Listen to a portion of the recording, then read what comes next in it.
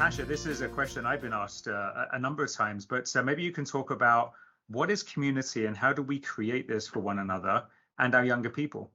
hmm Community, I mean, it could be thought of in a negative or positive way. We're going to lean into the positive sense of community and really think of it as that human need that we all need a space to belong. So Mhm. we need to have a level of safety and confidence within our own skin. But this is when we reach out to others. And so that sense of community, like, again, it's one of those pieces where I think really over the introduction of technology and then COVID putting it to a different level, so many people, I think we've really leaned on the internet and what we can do through social media to build community. And there is absolute value in that. It helps us, make connections to people where there may be a similar interest or a sense of diversity, or a passion that you may have that may Yeah. connect you that way. So that those things there really are some wonderful and great value in that piece. But we're at a place now where we need to get used to and get back into, how do I make eye contact with the others? How do I breathe in the same space? How do I have my nervous system be in connection with another and have it feel okay? Maybe even give me some joy. And so I think this is a place really where educators and policymakers and parents and people in neighborhoods really need to think, how do we create spaces where people feel invited and open to kind of sit down together and talk, whether that is through different generations or different people from different neighborhoods or different cultural backgrounds. But one of the places where people are really going to heal and make sense of what we've come through is through listening to each other's stories and being in the presence of other people, and not through this medium, but really in presence with other people. And so some of the things that have happened because they needed to, I'm just thinking even at shopping centers and in parks, there was a time where swings were removed from playgrounds because we didn't want to put children on them and swap germs and that kind of stuff. But we need to get back into thinking proximity, and how do we create gathering spaces where someone that might have legs that get sore can still go out, and when they need to take a break, there's a bench for them to sit on. And so, I'm a pretty able-bodied person, and I don't take it for granted, but it was something that I reflected on even through COVID, how so many people and we live in a cold community. So in the wintertime, how we use public libraries and malls as it's a warm place. Usually you could sit down and have conversations with people, even if it's a quick chat with your barista or someone at a restaurant.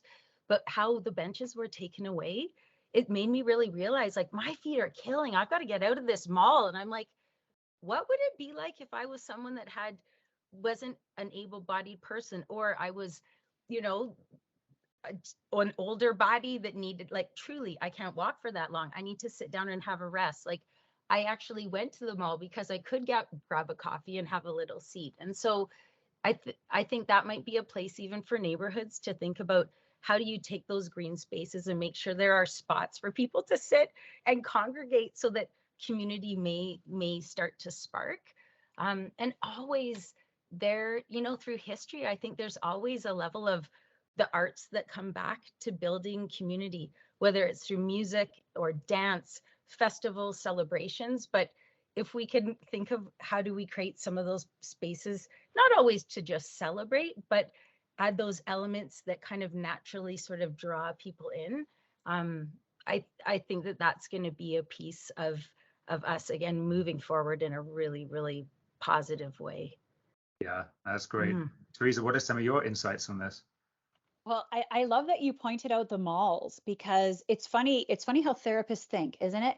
But I had exactly the same experience as you did. I was at the mall with my daughter, and there, just like you said, all the benches had like police tape or something over them. Like, this is a crime, it's a crime to sit here.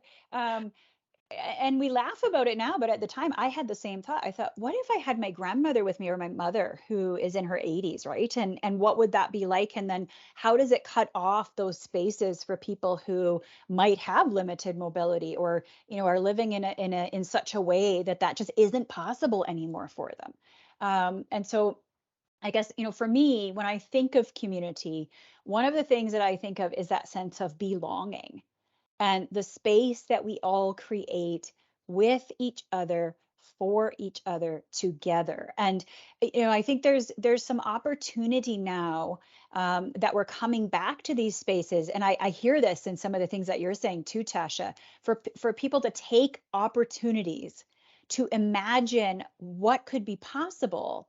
And if you're a creative person and you're looking at a situation like that and going, you know what, this thing over here would be really helpful to have.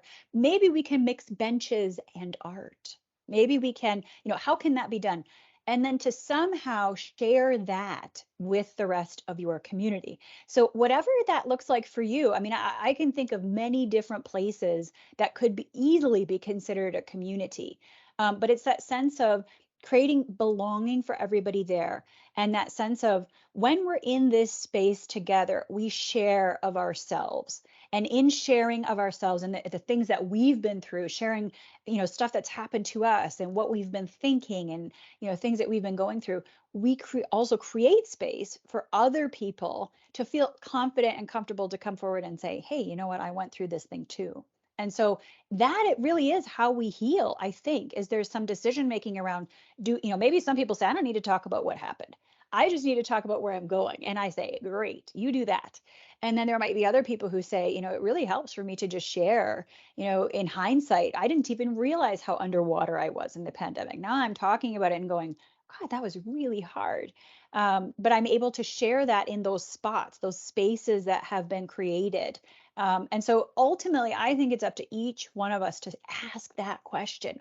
What can I do to create community? What can I do to make a space that's more comfortable for other people? And maybe what that means is that if you get together in a space that already exists, I referred earlier to schools or, parent council meetings and things like that. How do you come together in such, a sort of positive way and create that space for what could be possible moving forward?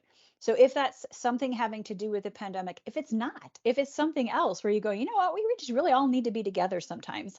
And I'm going to make an effort, the thing I can do is create, a forum or a space where we're all going to get together at a certain time to do this or that thing that I think would be really exciting. And that's how we share with each other.